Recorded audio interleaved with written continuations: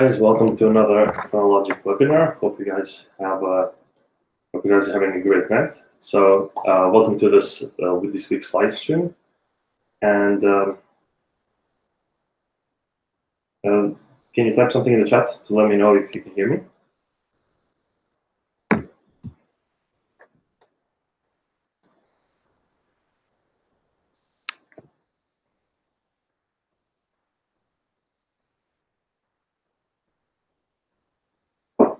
Can you hear me, guys?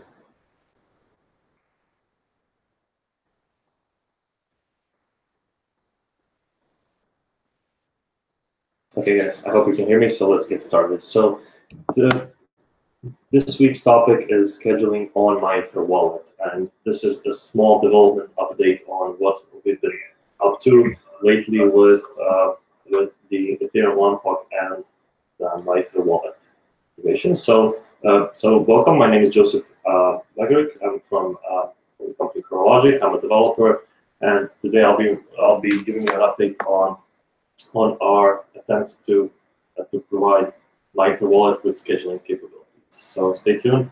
This is a mixed collaboration between us and MyEtherWallet. So hope you guys enjoy this one. So what we'll be going through today is a short introduction first on scheduling on Ethereum, a bit about MyEtherWallet, what is MyEtherWallet and why does this integration matter. Then we'll get into some scheduling use cases and why you would schedule on Ethereum, and then we will do a short update on the development process between the Ethereum One Block and the MyEtherWallet user interface. So lastly, we'll probably go through some of the use cases. So what is MyEtherWallet? So for the very few of you guys who are not familiar with MyEtherWallet, so MyEtherWallet is probably one of the most famous wallets on the Ethereum ecosystem, and one of the kind of like landmark wallets in the Ethereum space. So it is a constant interface for interacting with the Ethereum blockchain, and it is used to send transactions, to generate wallets, and to do all sorts of things that are related to the Ethereum blockchain. And the best of all, it is built to be very easy to use and to be open source. So lately we've been talking with the guys from MyEtherWallet, and as they have been pushing a new version of MyEtherWallet, we have decided to build a small integration of scheduling into MyEtherWallet. So why would a person use scheduling? So basically, Ethereum has no native way to schedule transactions. This is because every transaction requires a trigger to the smart contract. So basically, if you want an action to happen on the blockchain, a user has to interact with a certain smart contract. So smart contracts themselves, they cannot trigger any sorts of actions in the Ethereum. So especially not something that is time-based. So this is something that we want to kind of provide. And the question we've asked ourselves before we started building the Ethereum One Block ecosystem is, how do we guarantee that a transaction will be executed at a certain point in the future in an on-chain and trustless manner, and in this kind of like decentralized economy? So what we have come up with is the Ethereum alarm clock. So for you guys who already are familiar with the work that ChronoLogic does, you guys already know about the Ethereum alarm clock. It is an open source smart contract protocol created by Piper Miriam in 2015, and we have taken it up the development on it and built a large amount of toolset around the main protocol. And last year in September, we released the Ethereum One Block to the mainnet, and we have also integrated with the MyCrypto wallet, which was our first wallet integration. And if you go to mycrypto.com, you can already see this being live and active. So if you go to the main screen on MyCrypto, there is a small button on the side that says scheduling. So send later. So basically, you can send a transaction at a later point in time. And since then, we have transferred already over 300,000 USD worth of Ether, which is something amazing that we find. And not only did we allow transfer of Ether, but we have also allowed a scheduled transfer of tokens and collectibles and things like that. So for us, like the next step, of course, is integrating with more wallets. And MyEtherWallet is one of the wallets that we have been wanting to work with for a long time now, and we finally got this chance with this new interface. So let's talk a little bit, just a reminder for the people who are not familiar with the interworkings of the Ethereum alarm clock. So basically, the Ethereum alarm clock is a decentralized system that has two main parties involved within the system. One of them is a user who wants to schedule a transaction. He wants his transaction executed in an effortless manner sometime in the future. While on the other side, we have the time nodes. And the time nodes are kind of like executing agents that we use within the Ethereum alarm clock system. And these executing agents, they listen for incoming scheduled transactions by the user, and they make sure that all of these transactions are executed at the correct time that the user wanted it. So, and how does this work? Well, like, why does this work? Why has nobody come up with the way to make this work before the Ethereum alarm clock? And the answer is simple, because it is a very complex kind of like game theory problem where the time nodes have to be incentivized to execute these transactions, and of course the users have their use cases for scheduling these transactions in the future. And we have accomplished this by using bounties, where when a user schedules a transaction, they offer a bounty to any time node that is the first one to execute this transaction, and that way we provide the time nodes with an incentive to execute these transactions. So basically, this is what I've already mentioned. So it creates a competitive market to claim and execute these transactions.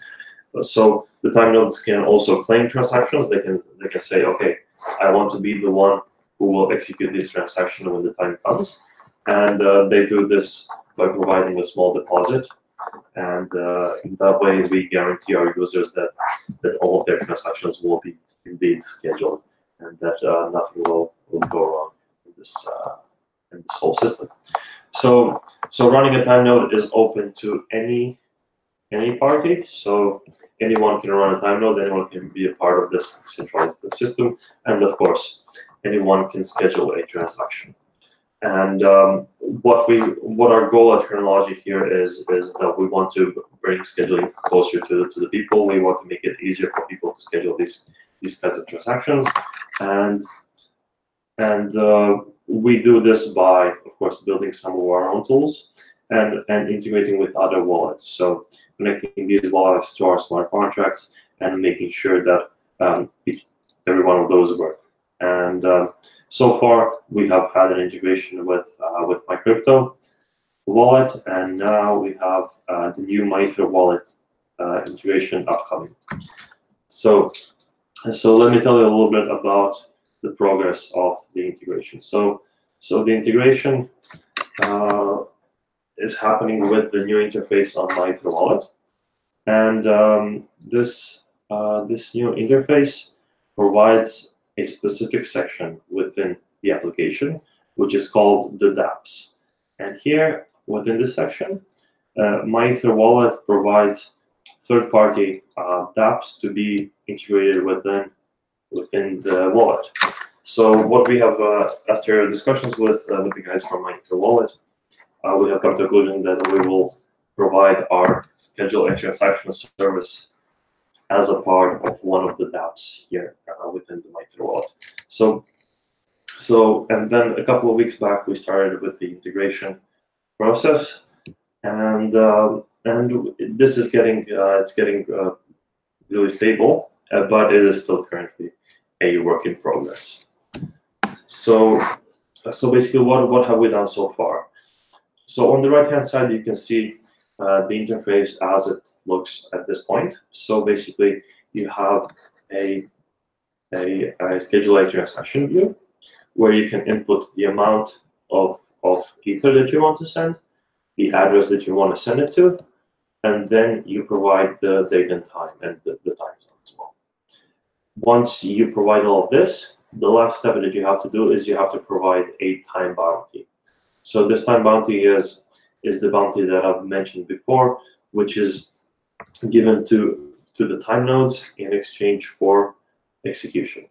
So we have predefined some time bounty values here, so people don't have to worry too much about which bounty to provide, but you can always provide your own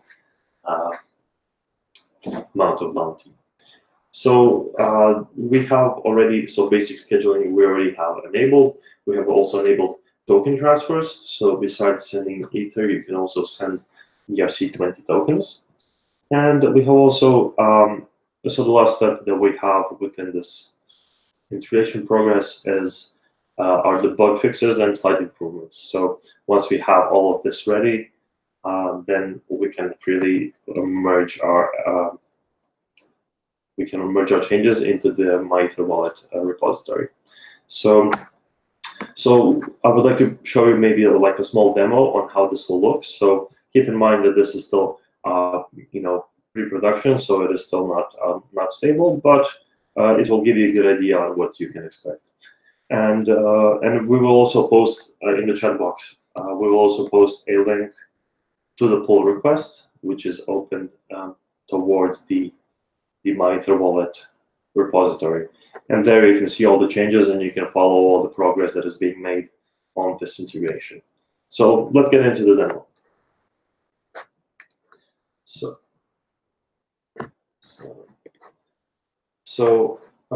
So we can see here, if we land on the main page of MyEtherWallet, as we will now, you can see that we have the Ethereum's original wallet here. It says access my wallet. So we will press here, access my wallet. And then on the left-hand side, we have this dApps screen. Not sure if you guys can see it. Let's make it a little bit bigger. So on the left-hand side, we have this dApps screen. Once we get to the dApps screen, we can see that we have a couple of choices here. And well, for now, we will choose this schedule a transaction view, which here it says schedule a transaction on Ethereum for future execution using the decentralized Ethereum alarm clock protocol. So when we press this, it takes us to our schedule a transaction view. And as you can see here, we can define the amount that we want to send.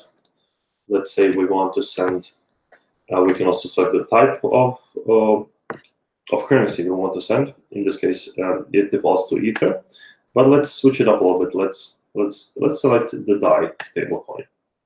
So if we select the DAI stablecoin, we can see, let's just say I will send 5 DAI stablecoins to, I'll just send them to myself because this is on the mainnet. So, but I'll just send it to myself. So I will copy my address here, and I will paste it here in this to address field. So once we have it here, we can see that our schedule transaction button gets enabled. And we also have a date and time picker here. So let's schedule it for tomorrow. Tomorrow at let's say 10 a.m. So tomorrow at 10 a.m. Okay. It automatically pre-fills my time zone, but you can select any time zone here. So let's switch for your time zone. Then the last step that we have is the time bounty. So what do we have added here? We have added a time bounty selector where you can choose, and it will automatically show you how much that is in US dollars. And on the right hand side, it will show you how much extra gas cost it will cover in case there is a high network kind of like network slowdown in the future, and if you provide a bigger bounty, the time nodes will also provide more coverage for any additional gas costs that might be needed in the future. So here we also show a small indicator of how much gas in gigawatt, how much gas it will cover. So let's select this, and then if we go to advanced, we can see that we have some advanced features here as well. So we have the scheduling mode where we can toggle between date and time, and we can toggle between block numbers. So if we select date and time, which is the default, we will schedule with a timestamp, point in time, and if we press block number, we can specify a specific block number in the blockchain, and it will get executed at that exact block number. Here we have the execution window, which is the amount of blocks or the amount of minutes in which the user, in which the time node will guarantee to execute this transaction. Because of the properties of the blockchain, it's kind of hard to guarantee that a transaction will be executed immediately, but we can guarantee that it will be executed let's say within 10 minutes, within 5 to 10 minutes. So we also have a deposit here, so we can specify a deposit that we require from the time nodes in order for them to claim your transaction.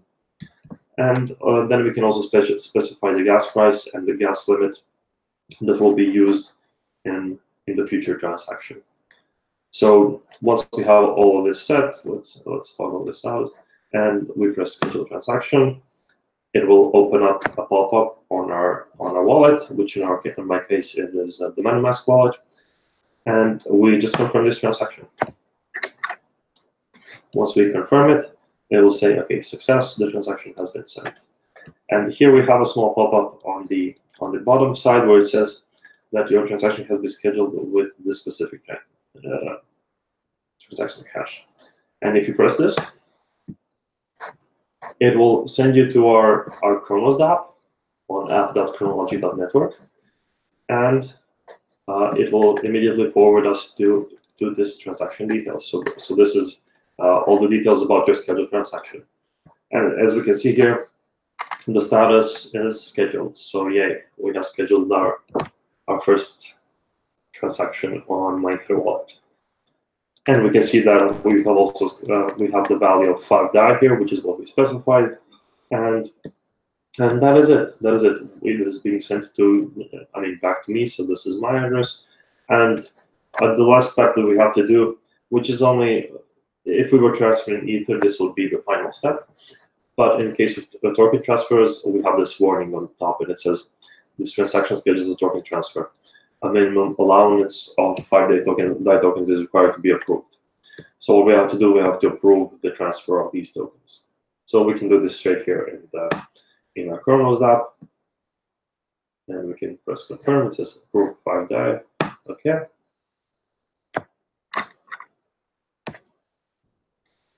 And our token approval has been sent. Now we'll just wait a little while, and we should have our approval detected as well, and it should be working.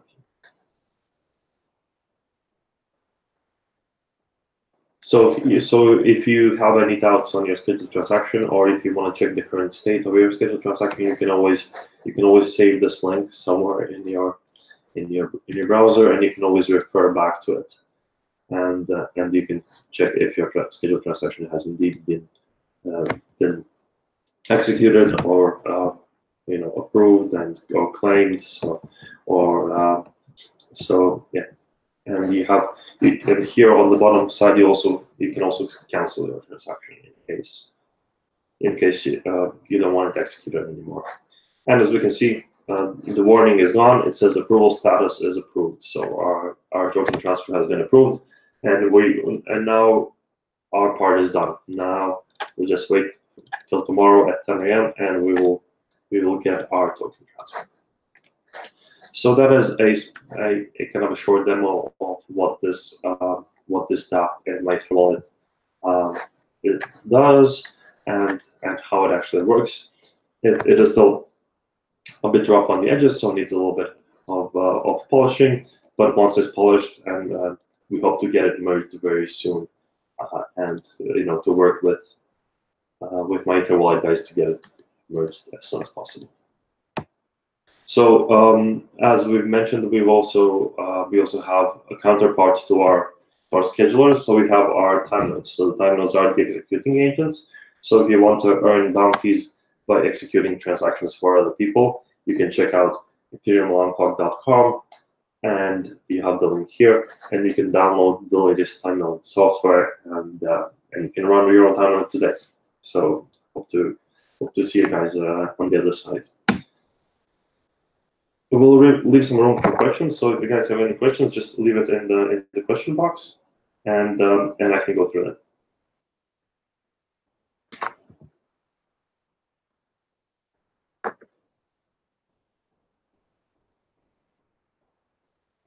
So Brandon Valentine asks, is they required in any way for your dApps? So for this current MyEtherWallet integration, it is not required because MyEtherWallet has a bit more stricter policy. So we have to make this more open source and more kind of like well, it's all open source, but we have to make it more kind of like available to anyone. But if you want to run a time node, you will need date tokens. So basically, you can just download the time node software, and if you want to be a time node, you have to run the date tokens. You have to have the data.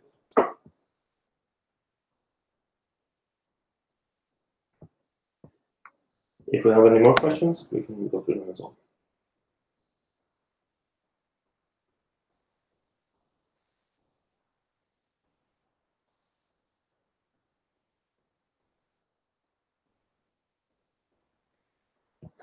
Okay, guys, thank you for joining on this live stream. Hope you guys had a fun time, and see you on our next live stream when we have a bit more updates on the integration, and we hope to have this pull request soon and live on the MyEtherWallet. So thank you guys, and have a great day.